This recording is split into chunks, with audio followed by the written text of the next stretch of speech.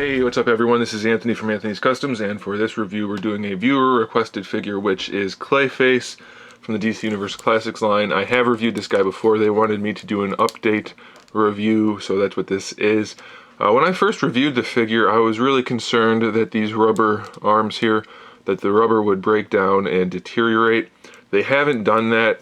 But I have had it in a plastic bag inside of a storage bin, so I imagine if I left it out in the elements, at least in open air, it may have had some adverse effects, but since I didn't, I can't really talk about that too much. So I'm going to do a quick re-review of the whole thing just so you guys can see if you haven't before. It's actually a good figure for the most part. I like it because it's very reminiscent of the animated series version of CLAYFACE. So that's pretty cool. 7 inches tall, so pretty good scaling with Batman. The head is on a ball peg, so it can move around. Not a whole lot because of the sculpt gets in the way, but it can. Well, you know what? I thought it was a ball peg, but now I'm thinking it might just be a swivel. It has a little bit of play in there, so it might be a ball peg that's limited, or it might be a swivel that has a loose connection. So either way, that's pretty much all you're going to get out of it, is mostly just a swivel with maybe a little bit of leaning.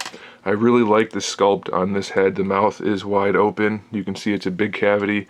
It's painted a different color. The teeth are painted fairly well, at least they're painted, and the eyes have a nice black lining around them, so it looks pretty good.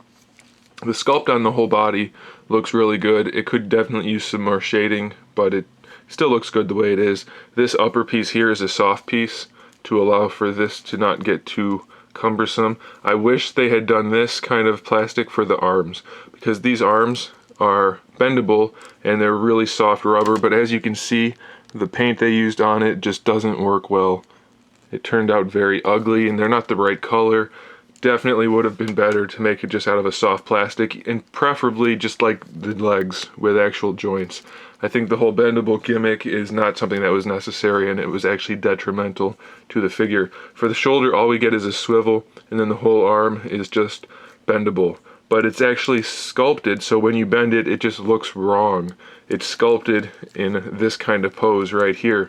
So if you bend it, it doesn't look right. So that's kind of disappointing. And then also the bendy wire stops at the wrist, so you can't bend the hand. It's always in the same position. The fingers aren't bendable. So it's just, the sculpt would have been perfect if it was on a better material. It's very disappointing. This arm's a lot bigger than this arm also. I'm sure that was intentional, but I don't think it looks right because of this horrible rubber. It would have looked much better if it was made out of this kind of plastic, I think. Same articulation on this side, just the shoulder swivel, and then it's bendy. Ab crunch works really well. It's not sculpted all the way through, but it's not horribly noticeable, and it works nicely. He has a waist twist that works just fine.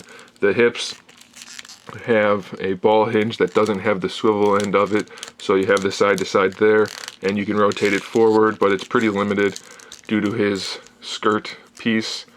But that's a soft plastic, so it's only somewhat limited, and you can technically still get the pose done. Same kind of joint for the knee. It has the hinge and then the swivel, and then the same thing for the ankle. We have the hinge and then the swivel. So pretty good articulation all in all. It's just these darn arms are detrimental. I don't care for it too much, but he's still definitely a must-have if you're a Batman animated series fan, or just a Batman fan in general. Once you get him posed, he looks fine. Just kind of ignore those floppy arms and you'll be okay. I'll definitely post some pictures of this guy at the end of the video so you can see him posed up. So there it is, guys. Thanks for watching. Make sure you subscribe to the channel so you can see my upcoming figure reviews, custom figures, and other good stuff. And in the meantime, keep collecting.